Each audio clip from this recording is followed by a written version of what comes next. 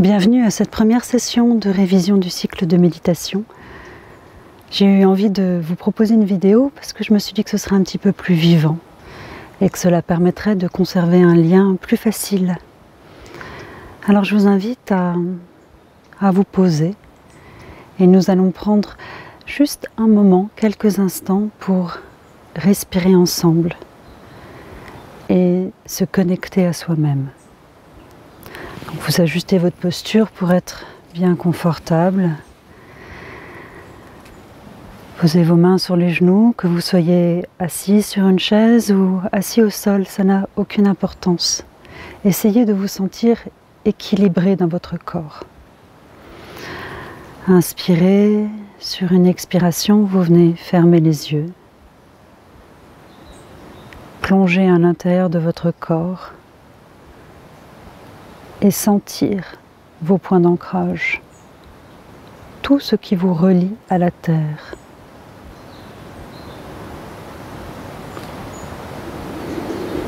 Inspirez, expirez doucement.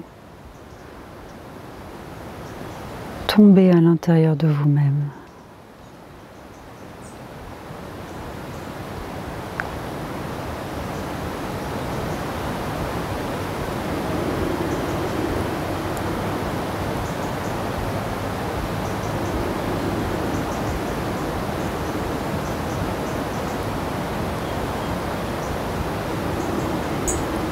Rencontrez les sensations qui sont présentes, là maintenant. Peut-être de l'agitation physique, émotionnelle, mentale. Un mélange d'émotions. Observez s'il y a une sensation de poids dans le corps. Observez s'il y a des rythmes particuliers, comme le cœur qui bat.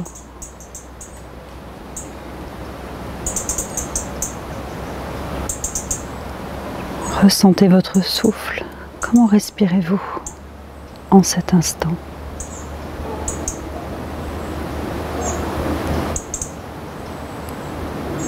Voyez s'il y a un mot pour nommer ce que vous ressentez.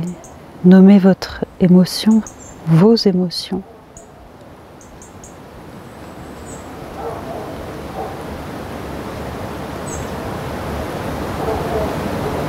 Et du mieux possible, acceptez pleinement votre état, quel qu'il soit. C'est une façon de dire oui, d'embrasser ce que vous êtes, sans chercher à le modifier.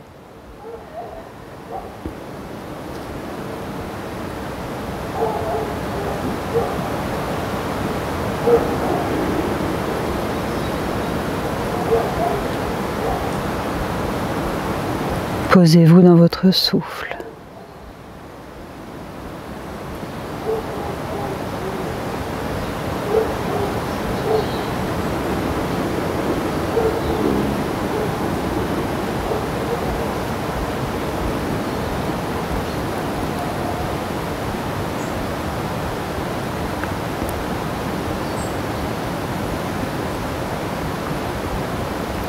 Et sur une inspiration, vous pouvez ouvrir les yeux. Merci. Ces quelques minutes sont une des bases de la pleine conscience. Se connecter à son corps, à ses sensations, à ses émotions, à ses pensées, sans chercher à modifier quoi que ce soit. Et je trouve que ce temps de pause est très utile pour éviter d'être englouti par le rythme de nos journées, mais aussi par tout ce qui nous arrive en ce moment. On peut assez facilement avoir la sensation d'être submergé par toutes les informations qu'on reçoit, certaines qui peuvent nous inquiéter, par des ajustements que nous devons faire. Et pour l'instant, ce que nous avons vu ensemble est encore assez frais. Et même s'il y a des petites modifications dans votre comportement au quotidien, il est possible que vous sentiez que vous n'avez pas encore complètement la force de faire face avec la pratique de la méditation, de faire face à tout ce qui nous arrive. C'est complètement normal. C'est aussi pour ça que c'était aussi important pour moi de vous proposer ce suivi, pour que vous ne vous perdiez pas dans le programme, que vous ne lâchiez pas avec la pratique. Et la pratique peut commencer par quelque chose d'aussi simple que ce que nous venons de faire. Se poser, fermer les yeux parce que c'est plus facile, mais ce n'est pas obligatoire. Et écouter son corps. Avec l'écoute du corps vient la perception du confort, de l'inconfort. Il peut y avoir des endroits de douleur, il peut y avoir des tensions physiques, des endroits qui sont resserrés. Et avec l'écoute de ces sensations vient la compréhension de l'état émotionnel dans lequel nous sommes. Souvent on vit une émotion sans vraiment avoir conscience qu'on est aux prises avec cette émotion, sous l'emprise. Et c'est la conscience du corps qui nous permet de nous dire, tiens là, c'est un peu serré, c'est un peu agité, en fait il y a de l'inquiétude.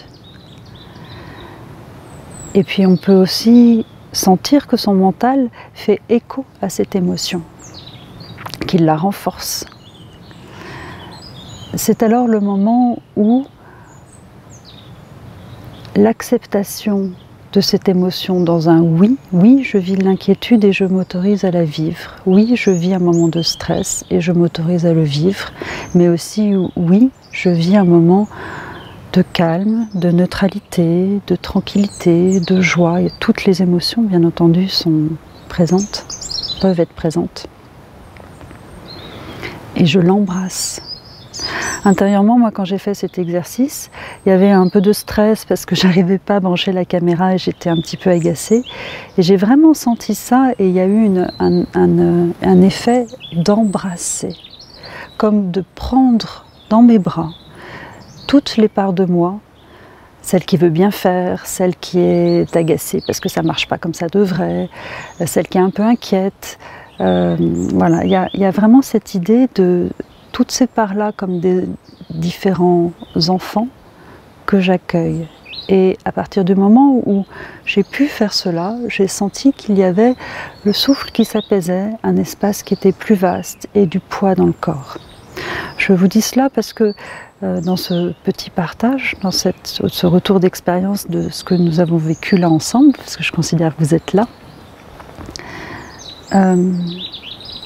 il y a le corps qui nous donne la réponse que la non-résistance, donc l'acceptation de la réalité, est en train de se produire. Et cela se traduit très concrètement par du poids dans le corps. Quand on n'est pas relié à son corps, on peut sentir des choses, mais il y a comme une impression de lévitation. C'est une sensation pas de flotter, mais de ne pas toucher réellement, de ne pas être en contact avec ce qui nous soutient. Et encore une fois, c'est vraiment normal, moi ça m'arrive assez souvent de me dire tiens là je ne suis pas dans mon corps, il faut que je revienne, que je redonne du poids en me reliant à la terre. Cette conscience du corps, rappelez-vous, on l'a beaucoup exploré dans la première session avec le scan corporel. C'est la première fondation de la pleine conscience. Et on peut y revenir vraiment toute sa vie. C'est notre base à partir de laquelle on peut continuer à grandir, évoluer en mettant de la conscience sur les émotions, sur le mental, etc. Mais si on n'a pas la conscience du corps, ça ne sert à rien de commencer à analyser ses pensées. On restera très mental. Là où nous en sommes dans le cycle, c'est à ce stade-là justement. On en est à observer ses pensées. Et on va dire que de façon très judicieuse, le confinement nous invite à revenir aux bases, aux fondamentaux, au corps. L'outil principal qui est proposé avec le cycle MBSR, c'est le scan corporel. C'est une pratique formelle. que l'on peut vivre des centaines et des centaines de fois et qui sera à chaque fois différente parce que chaque scan est vécu dans l'instant présent et le corps n'est pas le même de seconde en seconde. L'enjeu là-dedans, on en a un peu déjà parlé, déjà c'est l'ennui, peut-être le premier challenge, parce qu'on connaît le chemin et que si l'on reste en surface, en surface des sensations, il y a un pilote automatique qui se crée dans le scan corporel. Le gros orteil, le mollet, le genou, etc. Le pilote automatique, c'est aussi le thème de la première séance. Pour rompre ce pilote automatique, l'attitude qui est bénéfique, qui est une attitude d'ouverture et de curiosité. Et il y a différentes pistes que vous pouvez prendre pour relancer l'intérêt autour du scan corporel, même si c'est toujours le même audio et même si vous avez toujours le même chemin de guidance. Vous pouvez décider de consacrer un scan à différents systèmes du corps. Par exemple, il y a tout ce qui est autour de la peau.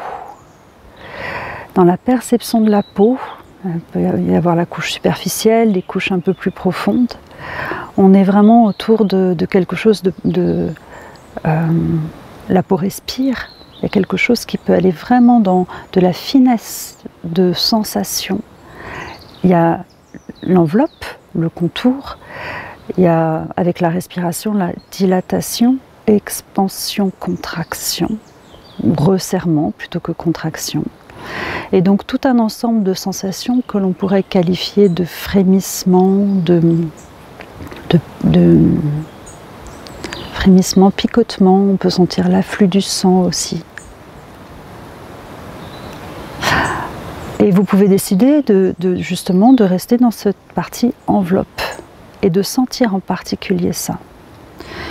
Et puis dans un autre scan, vous pouvez être sur la densité dans le corps, les os. Et peut-être vous aider d'une image, de regarder un squelette auparavant, parce que l'image visuelle aide à concentrer l'attention et cela aide aussi à soutenir les sensations. Et donc vous pouvez, alors il y a je ne sais pas combien, il y a des dizaines d'os dans le pied, mais vous pouvez visualiser les os principaux et rentrer au plus profond du corps, sentir la densité. Redonner de la structure par les os à votre corps. Vous pouvez aussi faire un scan corporel autour des liquides, ce qui circule. Alors là aussi c'est plus ou moins perceptible, là on est vraiment dans de la finesse de sensation, néanmoins c'est possible. Avec les liquides vous pouvez amener la sensation énergétique et là c'est vraiment quelque chose qui peut être soutenu par des images visuelles, cela aide à sentir. Vous pouvez aussi vivre un scan avec la notion de lien. Comment le pied se relie à la jambe, la première partie de la jambe au haut de la jambe, donc tout ce qui est les articulations. Et donc pour redonner de l'unité dans le corps. Et avec cette sensation de lien, vous pouvez amener la sensation d'harmonie, de globalité du corps, c'est-à-dire vivre le scan corporel en étant dans un élément en particulier, dans la conscience de la globalité. C'est-à-dire que vous n'êtes que dans une histoire de lien, petit, grand, et les parties les unes avec les autres. Une autre façon de vivre le scan, cela peut être d'écouter ce que nous dit le corps, d'écouter comment chaque partie est reliée à des morceaux d'histoire de nos vies, à des émotions qui peuvent être piégées dans le corps. Et pour cela, il y a des zones clés, il y a des zones charnières. Il peut y avoir des anciennes blessures. Et Et puis il y a des endroits qui sont particulièrement chargés en émotions, même si on ne le sent pas. Mais on peut choisir, vous pouvez dans ce cas-là couper l'audio ou choisir de faire un scan sans l'audio, de façon autonome. Choisir de rester dans des endroits. Moi, je mets la main sur le ventre parce que bien entendu il y a cette zone-là, le ventre, le plexus, le diaphragme. Souvent quand on est stressé, on a cette absence de mouvement du diaphragme. Diaphragme qui sépare tout le monde viscéral du monde aérien. Je reviendrai en détail sur cette partie du souffle et de la respiration parce que c'est important. Après il y a des endroits qui sont aussi très forts, la gorge, qui est un endroit qui peut être très chargé en émotions non exprimées. On peut avoir des douleurs qui sont aussi dans toute cette partie du haut du corps, parce que symboliquement la tête est l'endroit où l'on pense ce que l'on va faire, l'action, etc. Et les bras, nos jambes, nos bras sont l'expression de cette action. Et quand cette action est bloquée, comme elle peut l'être en ce moment parce qu'il y a une pause forcée, on peut avoir des douleurs dans la nuque, dans les trapèzes, dans toute cette zone de notre corps qui est en fait le frein entre je pense et je fais. Pas le frein, la transition. Et cette transition peut être bloquée. Et lorsqu'une émotion se révèle, c'est toujours pareil, c'est l'accueil. Il peut y avoir même des larmes qui s'échappent dans un scan corporel.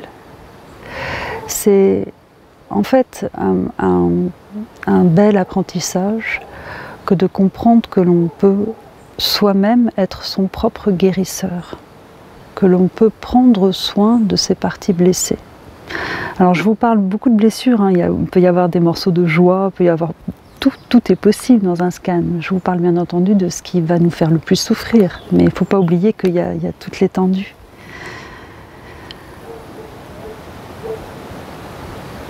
C'est une façon en fait de dire je suis là pour toi et je t'accueille sans chercher de solution, sans chercher à réparer, à mettre un pansement, à ne plus avoir mal. C'est d'accepter l'espace de quelques instants,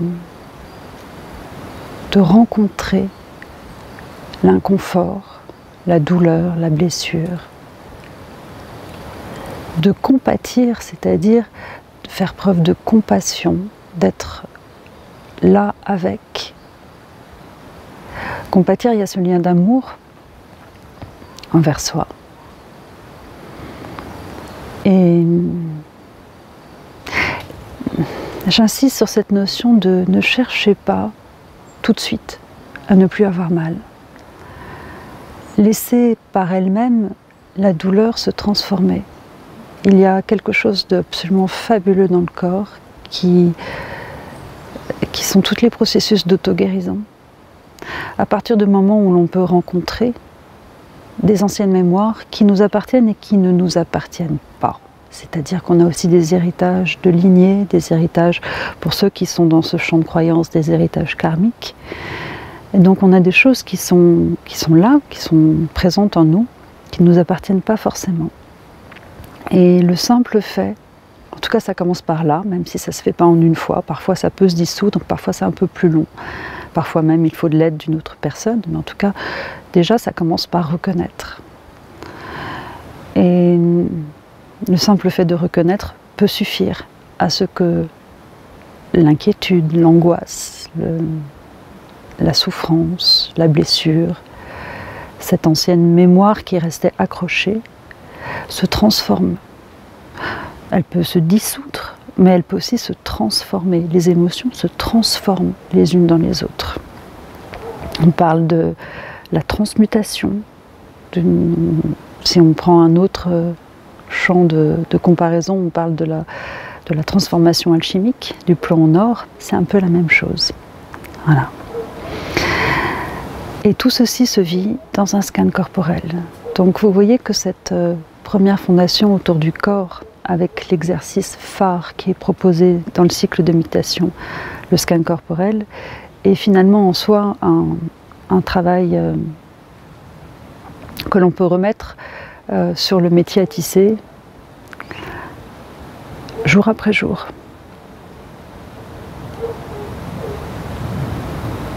Dans la pratique d'une méditation traditionnelle qu'on appelle Vipassana, voir les choses telles qu'elles sont, c'est l'essentiel du travail qui est proposé.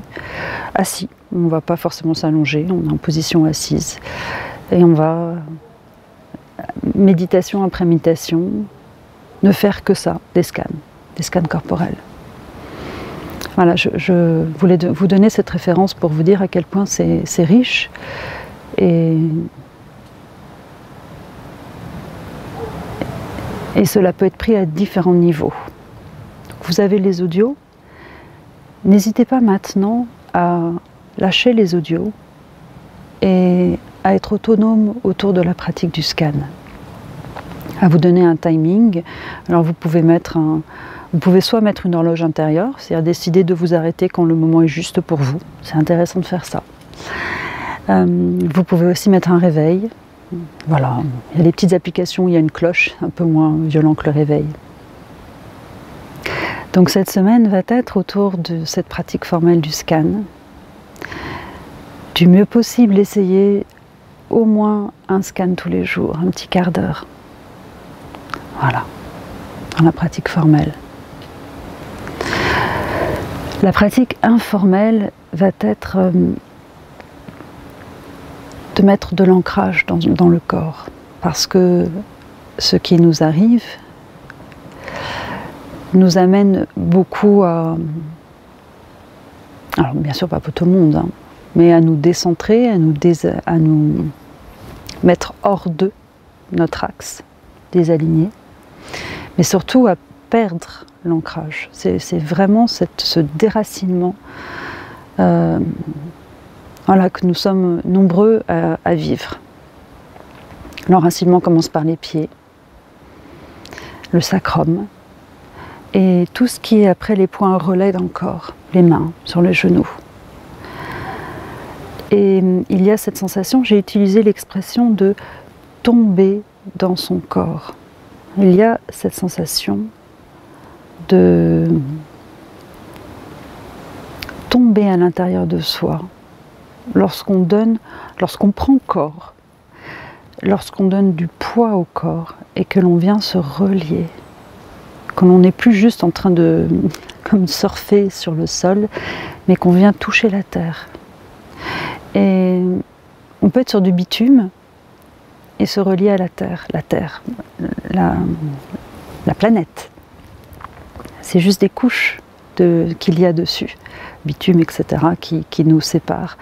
Mais on peut se relier, poser ses racines très profondes. Et c'est l'histoire d'une respiration. J'inspire, j'expire. Et à l'intérieur de moi, je glisse, je lâche les tensions. L'expiration, c'est vraiment ce qui nous permet de lâcher les tensions. Le poids s'installe comme indication que le corps commence à se détendre et que je peux alors sentir ce qui me soutient, la chaise, le sol, les mains sur les genoux. Donc dans les pratiques informelles que je vous propose cette semaine, c'est vraiment de relier le souffle avec ces zones d'ancrage dans le corps. J'inspire, j'expire, je vais sentir mes mains sur les genoux et je me dépose. Je peux le faire tranquillement en étant en train de discuter avec quelqu'un quand je sens que par exemple la discussion est en train de m'entraîner dans quelque chose qui peut m'agiter, m'inquiéter, me stresser. Rappelez-vous, on a fait cet exercice-là dans la dernière session. Je suis avec l'autre, mais je suis avec moi. Et les mains sont très précieuses dans ce cas-là. Il y a la respiration, mais les mains, c'est physique, hein. Je sens ma main et puis je vais diriger mon souffle vers ma main. Et progressivement, je sens un peu plus la chaleur, le poids, les doigts qui s'étalent. Et ça m'ancre. Avec les mains, ensuite, je peux ajouter la conscience Alors le sacrum, peut-être que pour vous, c'est pas encore tout à fait perceptible, mais c'est vraiment notre, voilà, les os sacrés de notre corps qui sont la reliance avec la terre. Même debout, assis, on peut le sentir. Commencez déjà par vos fesses, le bassin, tombez dans vos fesses. Quand vous avez du poids dans le bassin, vous avez la conscience de votre verticalité. Et puis les pieds comme les mains, c'est assez facile. Alors bien sûr pas quand on est en tailleur, mais quand on est debout, quand on est en train de marcher, quand on est assis sur une chaise, observez si vous avez les jambes croisées, vous les décroisez, vous posez vos deux pieds et vous glissez dans vos pieds. Voilà. Donc c'est la proposition d'approfondissement de cette semaine. Le scan vécu d'une façon, si vous pouvez, un peu plus autonome et créative, dans le sens où vous vous donnez une ligne d'exploration pour aller sentir autre chose, renouveler votre pratique et ne pas être dans un pilote automatique autour du scan. Et puis la conscience du corps par ses points d'ancrage. Avec l'ancrage, il y a la conscience de tout notre environnement, et c'est vraiment ce dont nous avons besoin en ce moment, de sentir que nous ne sommes pas seuls, isolés, mais que nous sommes reliés à un tout qui est plus vaste. À un moment donné, quand vous êtes dans cet ancrage, vous allez pouvoir percevoir la terre, bien sûr, mais aussi, même s'ils sont loin, même si vous êtes dans un environnement urbain, vous pouvez sentir les arbres, l'air, la pierre, tous les autres règnes qui nous accompagnent et qui nous portent, et qui font que nous sommes juste une espèce parmi d'autres. Voilà. Et cette perspective-là nous aide à prendre du recul et à être à lâcher prise un petit peu. Voilà, donc la deuxième pratique plus informelle, l'ancrage dans le corps. Voilà, je pense que c'est assez pour le moment. N'hésitez pas à m'envoyer un petit mail pour me dire comment pour vous se passe cette semaine. À tout moment, vous pouvez m'écrire. Vous pouvez aussi me faire un petit bilan à la fin de la semaine. Je répondrai, alors je vais peut-être avoir beaucoup de mails, donc je répondrai parfois de façon très courte. S'il y a vraiment des questions, je répondrai. Voilà, n'attendez pas toujours une réponse, en tout cas pas dans l'instant. Je ferai de mon mieux. J'ai encore autre chose à vous dire. Il est possible que pour certains d'entre vous, ces temps de confinement soient chargés d'émotions. Et que la pratique du coup devienne difficile parce que les émotions sont trop présentes. Dans ce cas-là, cela peut être habile, on parle de moyens habiles, d'utiliser une phrase qui vous aide à revenir dans votre corps. Le corps est ce qui nous ramène dans le présent, et c'est à partir du présent que l'on peut se calmer. C'est pas dans la projection ou c'est pas dans le passé. Et parfois moi je dis, je suis là maintenant, je reviens dans mon corps. Vous pouvez utiliser les mots qui vous parlent, en fait c'est vraiment important que ce soit vos mots. Mais l'idée, c'est de